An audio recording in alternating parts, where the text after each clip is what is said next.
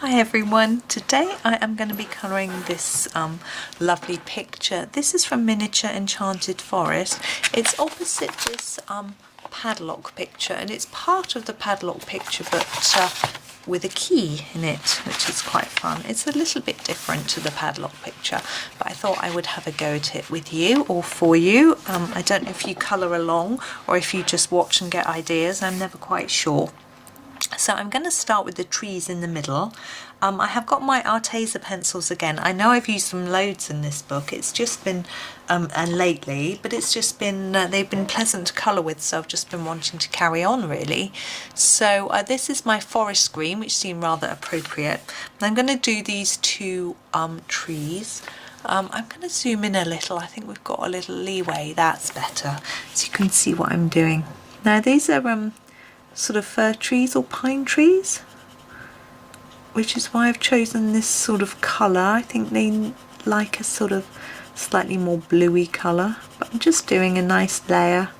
I haven't really thought about whether I'm going to do much shading on this particular tree. I think this one has Johanna's already drawn some shading on it for us actually, and I'm thinking maybe this one will just fade back a little bit and will just be plain. Oops. And out of the line, and this one's going to be the same. So I'm actually just doing a fairly even layer, as even as I can get. Now I know getting the colour even isn't that easy. It's something that comes with practice, and if you like, I just show you, I've done a bit here, look, I'm just doing a quick bit, and now I can see there are these areas that are slightly lighter. So I can just go over that bit a little bit more and this bit a little bit more, and it makes it more even. So there's a little tip for you, just colour it and then sit back a little bit from the picture, have a look at it, see what's not even, and just go over it. And now I can see this one is lighter than this one, so I'm just going to go over that a little bit more just to even it up a little bit. I'm not worrying too much. Oh, and out of the lines again. Never mind. There we go. I'm just making space for my pencils. Now this one being further forward would in theory be slightly lighter in colour, but I'm going to grab a darker shade. I'm going to use the jungle green just because I think this type of tree would be darker. But it is slightly lighter, but by the time we've put some shading on it may not be. So I'm going to go over the whole thing first. And again, try and be fairly even with it, but you know, trees aren't even in colour, so don't worry too much. Now I'm going to have a look at these little details here and try and get just a little bit more colour or more green in there, and then fade it down on each little layer where Johanna has drawn for us, and hopefully it will give us a little bit more of a three-dimensional effect on the tree, a little more interesting and more fun. And just fade it down.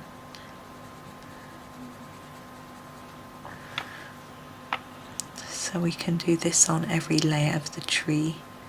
It's quite straightforward. We're not changing colour, we're just applying less pressure as we go down each bit. Gosh, I can hear my next door neighbour's television. I don't know if you can hear it, hopefully not. He's watching a comedy, there's lots of laughing. It's always nice to hear laughing through the wall. I'm just going to do a little bit at the top just so that it sort of all ties up. There we are, just as simple as that. Now I'm going to do the bases of the tree, the trunks. I'm going to do them all the same actually in this cocoa brown. I think a darker brown works well for trunks for this sort of tree, especially as they are dark coloured green. It just seems to tie up well. So I'm just going to fade that colour down because I'm not going to colour in the background. So I just want it to sort of taper off, as it were. I am going to make it a little bit darker on each edge, sort of going over Johanna's lines and just bringing some of that darker colour in. Oops, and it just gives a slightly three-dimensional look to the trunk. But I'm being a bit messy with it, sorry.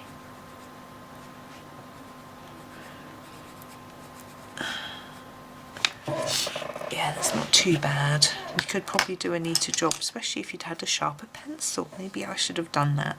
Now we've got lots of leaves. Now I'm going to go with greens this time. I have done other pictures in the book here with not with green leaves, just to show you something different, but I'm going to grab my favourite green, which is from this set, is the moss green, and do a majority of the leaves. I'm going to zoom back out because so that you can see all of what I'm doing. Now I'm going to take one sort of set of leaves, which is all these, and do one colour. I'm going to make a start while I talk to you about it. I'm going to do them all an even colour because there isn't room to do any shading, and I'm doing them all the same because it's quicker, it's easier, and I think it looks better. I think those are all good reasons, don't you? So I think it looks better if you don't do too many different colours. Well, perhaps it's just me. If I do lots and lots of colours, it can look quite messy. So I feel that sticking to a more limited palette just seems to suit me. I think because I've got a messy colouring style anyway, I need to try and do what I can to neaten it up, and maybe having a limited amount of colours helps me with that. So that's my theory. I don't know what other people think, but just trying to check out what's going on. This continues around that curve. I need a very sharp pencil for that little bit of vine. So I'm just going to sharpen and do that vine part. And while I've got my sharp pencil, I'm going to do the vine part on the other side to match, because obviously the pencil will blunt quite quickly. Though these are pretty good, these Arteza, at keeping their points. They don't noticeably wear down. I find there are certain brands, Holbein, I seem to be forever sharpening. They wear down very quickly, and my Prismacolors do a little bit as well. I haven't got many of each of those though, so I've only played with them a little bit. Whereas I always feel I'm getting better value for money if I'm not sharpening a lot, but obviously that means you've got a harder pencil, which isn't so easy to blend. So if you're doing to get colour out of, so if you're doing a large area and you want vibrant colour, then it's going to take a lot more work with a harder pencil. Okay, we're going to move across to the other side and do the same thing. So yeah, it's worth thinking about that. I'm lucky enough to have a lot of brands of pencil now, and I've been comparing them, trying out different ones. I even tried out some old ones that I'd sort of put away and hadn't been happy with, and was surprised at them. So that was interesting. Actually, in Worlds of Wonder, my ticket page, I used a different brand of pencil on every ticket. So that was a lot of fun for me to try out the different brands. And I have made videos. I'm not sure how many have gone out by now, because I'm not sure when I'm going to put this video out actually. So we'll see, but it was a lot of fun, and actually the ones I like the best were probably my polychromos, which are my old favourites that I use a lot, and I liked Black Widow's Castle Arts and these Arteza and Staedtler Ergosoft. I retried my Staedtler Noris, which I haven't tried for ages, and they were surprisingly good. They weren't as easy to use as the Ergosoft, but actually I found them really good fun. And I used some Derwents. I have a few odd Derwents. They were fine. They weren't my favourite, but they were, they worked well. But I'm not used to using them. Prismacolors, I used the very thins and found them pretty good. That video's already gone out, I know that for sure. And I used the normal Prismacolor Premiers, which are the ones that most people mean when they refer to Prismacolor, and I found them so hard. I tend to use them for Chris Cheng tutorials. I don't have that many of them, so I often have to substitute anyway, but I found them really, really difficult to blend to look nice. I don't know what I was doing wrong, but they were so tricky. I've decided to now use quite a different type of green.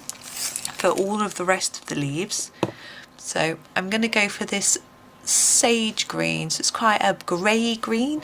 I just think it'll make it look more interesting, and I'm going to do all of the rest of the leaves in this colour. Just checking the time. Oh, that's okay. Need to always keep an eye on the time, make sure I'm not going to have a phone call or someone come to the door or whatever. There's always something going on. So anyway, yes, I don't use this sage green very much, but it's I thought it'd be different for this one. What I'm going to find tricky, I think, with some of my new brands of pencil that I've got, the Arteza, the Castle Art and the Black Widows, is when my favourites start to run out, because they don't sell them open stock. And for those of you that don't know, open stock means single pencils. So there are quite a few places in the UK, both online and shops, that sell single pencils. So you can go to your local art shop or Hobbycraft, or online to colouredpencil.shop, and you can buy single pencils. I think Colt Pens and Jackson's Art all do them as well. But it's usually the expensive brands that are represented. So you've got your polychromos, you can buy in quite a few places. Derwents you can often buy, and from Derwent website actually, and things like that. But the other brands, the cheaper brands, don't seem to do open stock. Actually, Staedtler Ergosoft do, but only for 24, not 36 colours. And so if you want to replace your favourite, you have to buy a whole tin, and that's tricky. But in a way it can be very good, because as your favourite starts to run out, you start to worry about losing it. You are almost forced to try a different colour. So if my favourite green starts to get a bit short, I will start using different greens to preserve my favourite one, and it actually opens my mind and makes me use different colours. So you can see it as a big advantage as well.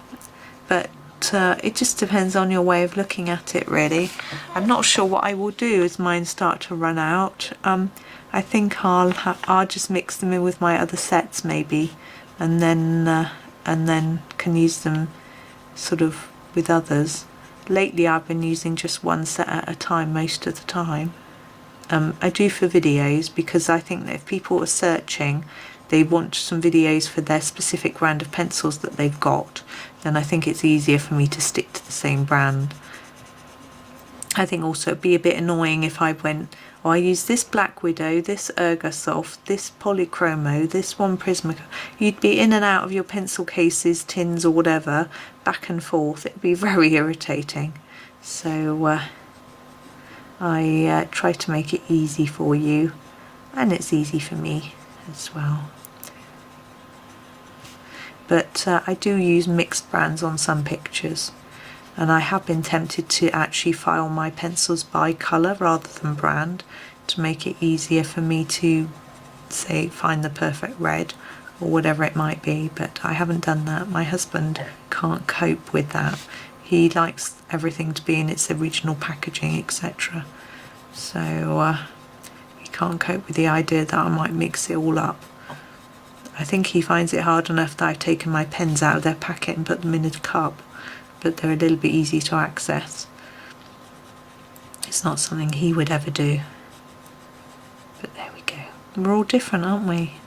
It's what makes life interesting. Right, now I have got a key to do, and I'm going to do the key in a gold pen. But we also have the screw parts, these to do, and this line. I think we'll do these first before we do the gold pen, or else I will just smudge it everywhere. I'm going to zoom in a little bit for these so you can see what I'm doing. I'm going to try and make these look a little bit like they're silver, and then we'll have a gold key, it will contrast.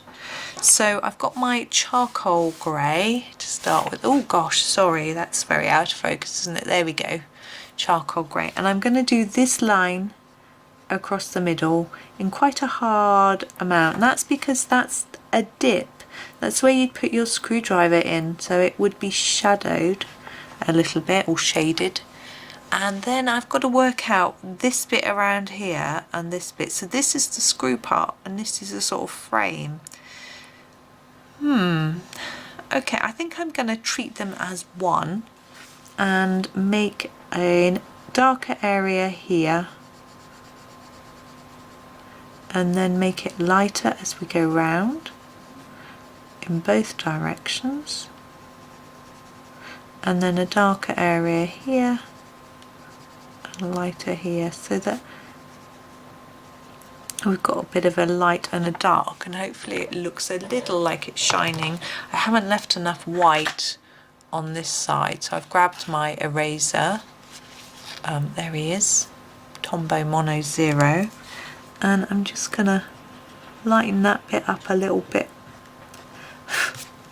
There we go. So I'm going to do that, and then I will do the same on the other side. Bear with me, I'm sorry, I'm just wiping my nose. Decided to run. Okay. So darker on the top and a bit lighter around the side and this side. And then the same here. So leaving a little bit of white, which gives the illusion of shine.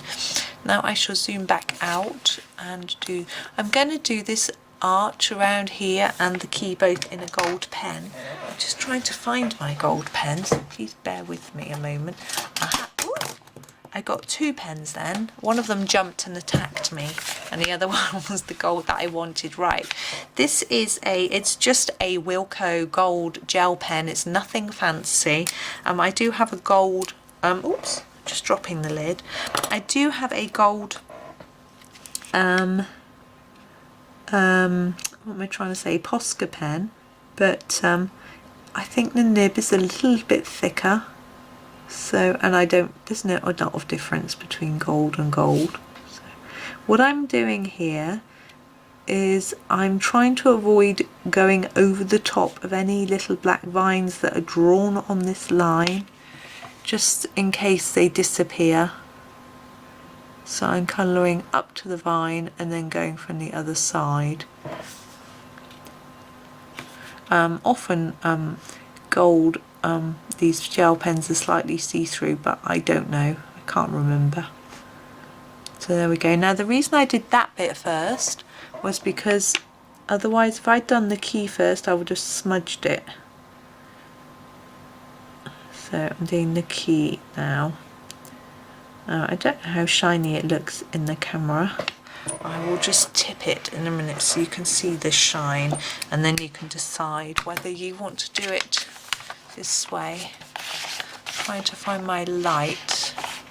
It's quite, there we go, you can see just a bit of shine. It's not hugely shiny, but there we are. So there we are, all done with our padlock picture. So that's it for today. Thank you very much for watching and happy colouring.